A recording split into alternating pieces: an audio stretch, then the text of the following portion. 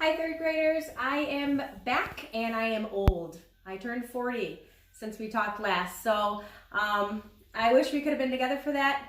At some point, you're going to get a treat from me. I don't know how, but we'll make it happen. I did want to show you my cool gift that I got. It is obviously cool artwork of Gus, and it says, "Love is a four-legged word." Get it? Four-legged. So I got this. I need to hang it up, but thought I would show it to you. Okay, so we sent your parents, Mrs. Gay and I sent your parents a message letting them know that we're going to be doing things a little bit differently from here on out, and I think you're going to like hearing this. It's going to be a little less work. We want to keep you learning, but we want to make sure that your family can make all that happen and it's not too much on your parents. So what I'm saying that to you for is because Monday and Tuesday, I'm giving you the work right now for Monday and Tuesday, and guess what? It's only one worksheet. So one worksheet, it's for Monday and Tuesday. So you and your family can decide how you're doing that. You can get it all done if you want to, or you can do like front on Monday, back on Tuesday, however you want to do it. So that is, we're doing lesson 129, and it's for Monday and Tuesday. I'm not giving you another worksheet until Wednesday. So kind of just keep that in mind. Okay, first of all, I want to do a little review with you, and this is a measurement problem. It says 4 years minus 3 months is how many months? Right away we know we have a problem because I have years and months in the same row, which is not okay. We have to get it all switched over to the same thing, and we choose whatever they're asking us for. So what are they asking us for? Mo. They're asking us for months. So we're going to jot down everything that's already in months, which would be this. Just reminding you guys, since we haven't been able to practice these together lately. And we drop down the blank months. The years are what aren't in months, but we're going to change to months. So underneath years, we put a blank and months, and then we even drop down that little minus sign. We say we box the thing that's different. This is going to be a weird looking box. Okay, now, if I have everything across the bottom in months, I know I'm doing it right.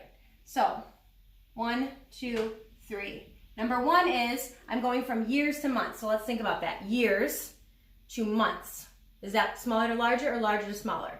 Hopefully you're saying it is larger. Years are larger, months are smaller. Larger to smaller, so we're going to multiply. Okay, we multiply. And then how many months are in a year? We know that that's 12. And then we see the problem that we just made. 4 times 12. 4 times 12. That's a fact you should have memorized. 4 times 12 is 48. Now, are we done with the problem? Almost. We have just a little bit more to do. Okay, so we have 48 months minus 3 months. So just take 48 minus 3. I'm giving you time to get it before I say it. 48 minus 3 is 45. 45 months.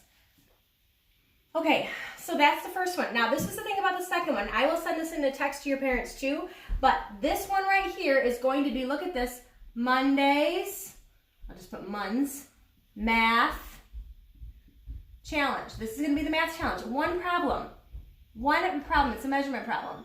I want you guys, I'll send this, you'll write it down, and that'll be your math challenge. Your parents will take a picture of it and send it to me. Most of you probably watched the video that I sent out before spring break and let you know who your winner was. Weston was your winner. I was able to go drop off his favorite pop chips and candy on his porch over spring break. So we're going to do it again. We'll probably do it for a couple more weeks, and then I'll do a drawing again. So keep up with the math challenges, and this is a really easy one, only one problem. Okay, now we do have a new thing that we're going to be learning today. So we're going to be talking today about rounding money to the nearest dollar. So let me just take a peek at this and make sure. I have a little story problem for you about someone named Kayla. Okay, Kayla is counting the money that she has saved. She has $6.30. So I'll write that right here. Kayla has saved $6.30. Now, we want to round this to the nearest dollar. Money rounded to the nearest dollar has no cents. Does that make sense? Okay, so she has 30 cents. The rule about rounding money is if the cents are 0 to 49, you're going to round down. Because we know 50 cents is halfway between $6 and $7. So $6.50 would be. So $6.30, just ask yourself the question, is 30 cents more or less than 50 cents? And hopefully you're saying it's less. So we know that we would round down. So we would round down to $6. And then that's where we use that word about. About how much money has she saved? She's saved about $6. Now look at this.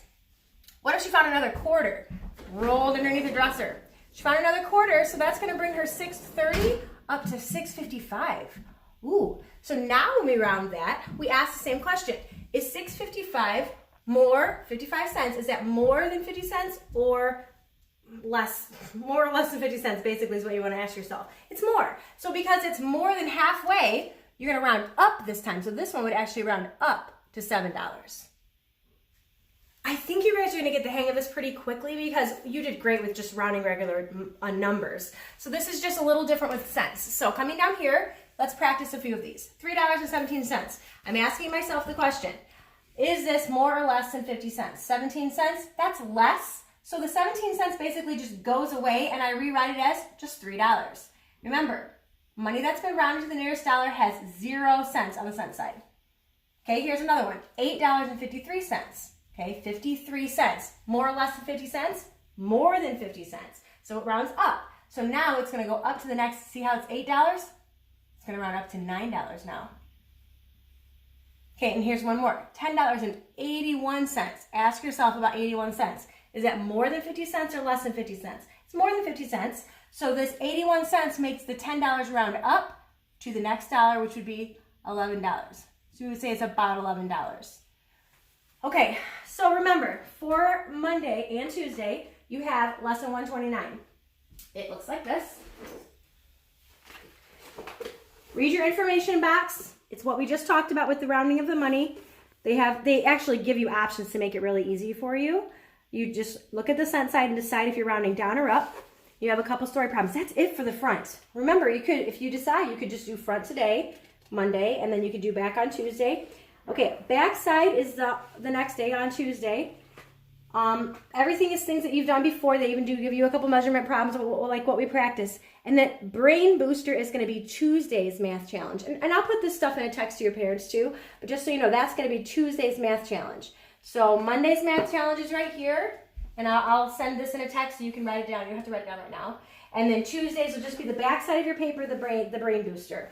Okay, one more thing I want to say before I end this video, and that's about science.